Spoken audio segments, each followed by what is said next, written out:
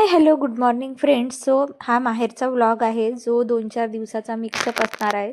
अगदी सकाळची सुरुवात जी आहे अशा गुलाबाच्या झाडापासून केली. मम्मीने खूप सुंदर सुंदर झाडं लावले होते, पण हा रेस्टॉरंट जो आहे ना तो अगदी रोडवर आहे, त्यामुळे प्रचंड धूळ येत असते आणि मग कधी गाय वगैरे आली की ते सुद्धा ठेवत नाही, त्यामुळे मोजकेच आता झाडं जे आहेत ते उरलेले होते.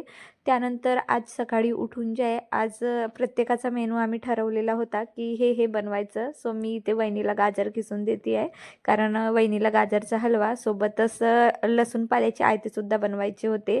ॲक्च्युली आमच्या विदर्भामध्ये ना लसूण पाल्याचे आयते खूपच जास्त फेमस आहे, म्हणजे इकडे आमच्याकडे भरपूर बनत असतात.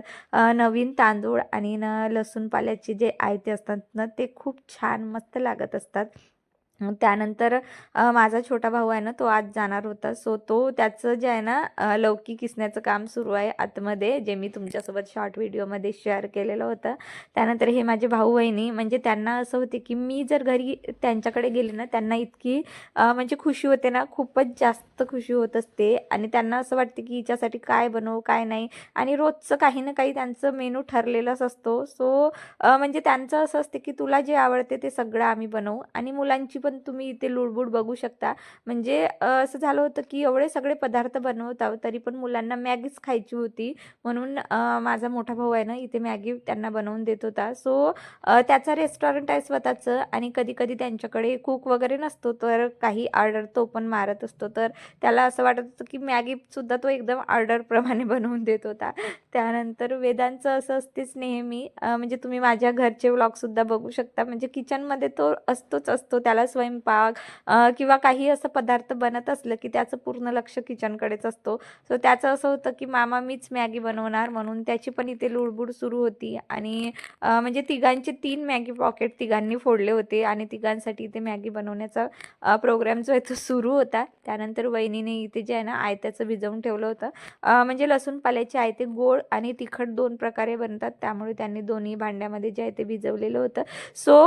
प्लीज म्हणजे काही जजमेंट न पास करता मी तुम्हाला सांगते, काहीच मेकओव्हर नाही, काहीच फिल्टर नाही. आम्ही डायरेक्ट सकाळी उठून म्हणजे व्हिडिओला सुरुवात केलेली आहे. प्लीज आमच्या सगळ्यांचे अवतार तुम्ही इग्नोर करा. म्हणजे मला रिअल व्लॉग जे आहे ना ते शेअर करायला आवडतं, म्हणून खूप जास्त काही असं तामझाम वगैरे काहीच केलं नाही. डायरेक्ट मोबाईल घेतला हातात आणि कॅमेऱ्याला सुरुवात केलेली आहे. यांची आधी मॅगी बनवून दिली. तिघांनाही एवढी म्हणजे घाई झाली होती, त्यातल्या त्यात ही माझ्या मोठ्या भावाची मुलगी आहे, जे मी चुकून शॉर्ट व्हिडिओमध्ये छोट्या भावाची म्हटली होती, तर ही माझ्या मोठ्या भावाची मुलगी आहे. तिला इतकं जास्त एक्साइटमेंट असते हे दोघं आले की खूपच जास्त.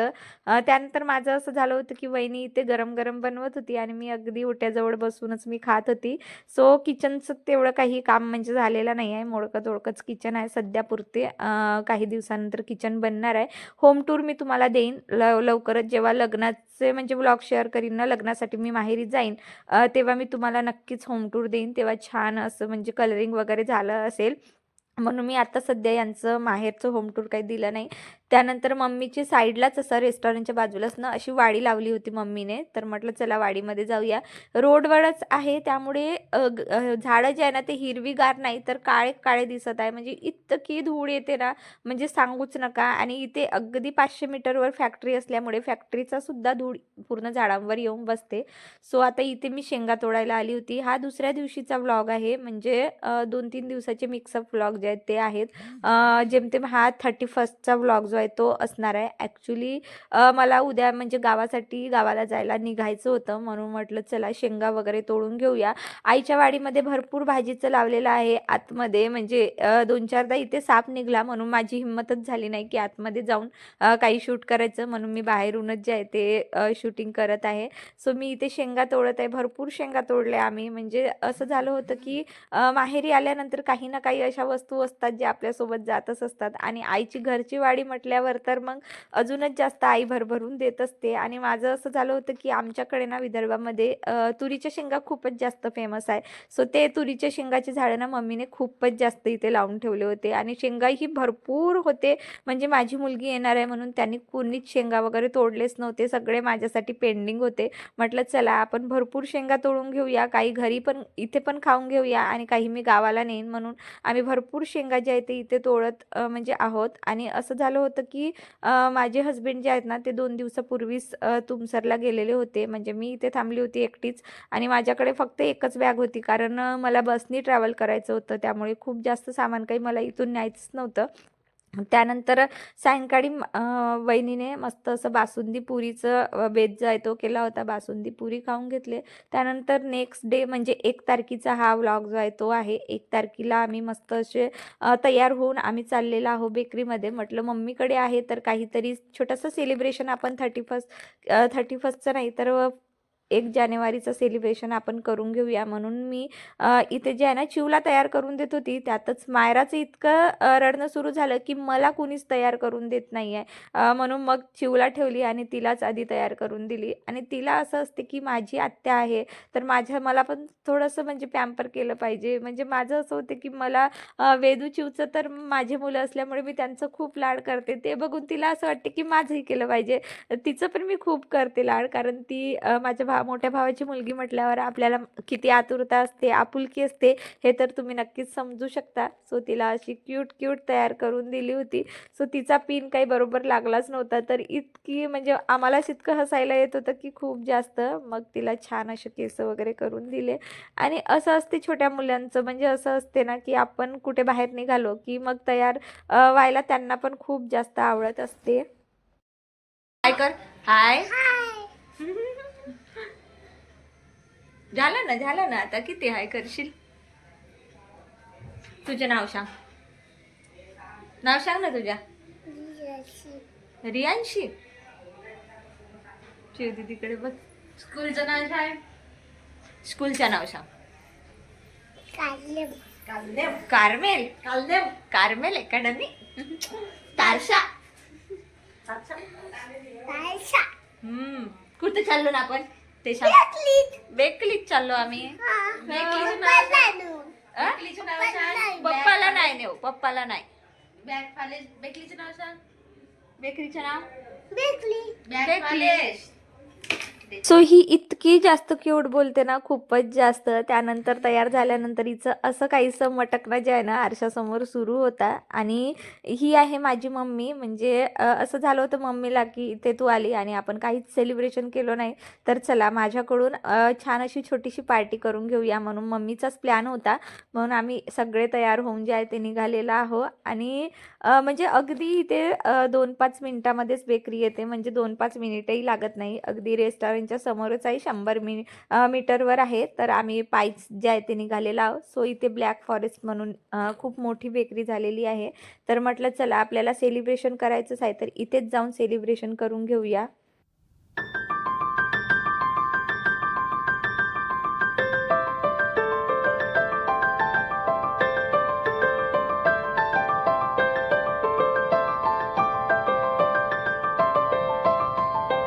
सो आम्हाला तर 1 जानेवारीचा केक कटिंग करायचं होतं. म्हटलं चला वर्षाची सुरुवात छान छान छोट्याशा सेलिब्रेशनपासून आणि गोड म्हणजे गोष्टीपासून सुरुवात करूया. पण काय झालं होतं ना इथे म्हणजे आम्ही 4-5च जण होतो आणि एवढ्यामध्ये खूप मोठा केक कट करण्यापेक्षा आम्ही वेगवेगळ्या फ्लेवर्सच्या ज्या आहेत ना त्या पेस्ट्रीज मागवल्या.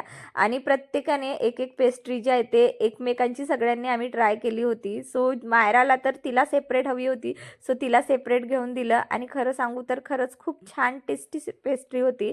आणि केक न घेण्याचं कारण हेही होतं की माझे बाबा आणि माझा मोठा भाऊ आलाच नव्हता, कारण त्यांच्या पण रेस्टॉरंटमध्ये 1 तारीख म्हटल्यावर खूपच जास्त गर्दी होती. सो त्यांना काही बाहेर पडताच आलं नाही. म्हणून म्हटलं चला आपण पेस्ट्रीवरच छोटंसं सेलिब्रेशन करून घेऊया. कारण तसंही उद्या 2 तारीख माझ्या बाबाचा बर्थडे आहे. आणि माझं असं झालं होतं की आज मी गावाला जाणार होती, पण चिवचं रडणं सुरू झालं होतं की नाही आपण बाबाचं बर्थडे करूनच जाऊ. त्यानंतर पेस्ट्री वगैरे खाल्ल्यानंतर म्हटलं खूप वेळ आम्ही इथे गप्पा गोष्टी करत बसलो होतो. म्हटलं चला आता चहा घेऊन घेऊया, कारण चहाशिवाय बाहेर आलो तर चहा नाही घेतलं तर मजाच येणार नाही. म्हणून मस्त आम्ही चौघांनी दोघांनी जे चहा घेतला. त्यानंतर भरपूर वेळ आम्ही इथे गप्पा गोष्टी केल्यानंतर निघालो घरी परत जाण्यासाठी. कारण काय झालं ना, आम्ही इथे 11 वाजेपर्यंत बसलेलो होतो. आलो होतो आम्ही 8 वाजता आणि 8 ते 11 वाजेपर्यंत आम्ही इथेच भरपूर टाईम पास केला.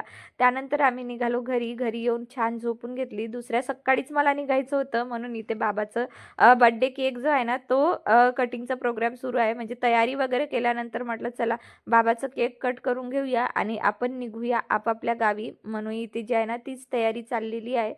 सो मुलांचं असं असते केक वगैरे दिसलं की त्यांना असं वाटते की आम्हीच कट करणार, म्हणून तिघही आमचे बच्चे पार्टी जे आहे ना बाबाजवळ जाऊन उभे आहेत आणि आमचं केक कटिंगचा इथे कार्यक्रम जो आहे तो सुरू आहे.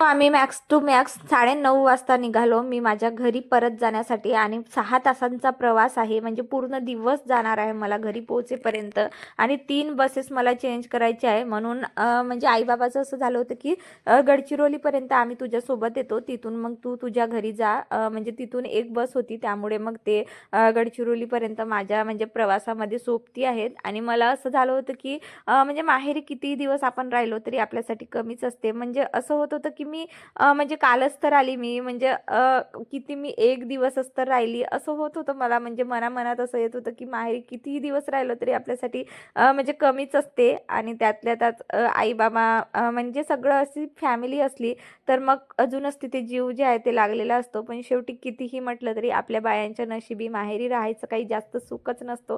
म्हणजे माझ्या तरी असं आहे की मुलांची शाळा, हस्बंडचं ऑफिस यामध्येच मी जास्त गुंतून असते. त्यामुळे मला खूप जास्त माहेरी काही येताच येत नाही. फक्त वर्षातून एकदा मी येत असते, जसं दिवाळीला येत असते. सो आता माझ्या लहान भावाची एंगेजमेंट होती त्यानिमित्तानं मला यायला मिळालं आणि आता उन्हाळ्यामध्ये त्याच्या लग्नाच्या वेळे मला यायला मिळेल. त्यानंतर इथे गडचिरोलीला पोहोचलो होतो. सो इथून परत एक बस पकडली आणि या बसनी आता मी जाईन भंडाऱ्यापर्यंत. सो माझं गाव आहे तुमसर आणि भंडाऱ्यावरून मग मी इथे इलेक्ट्रिक बस मला मिळाली शेवटची.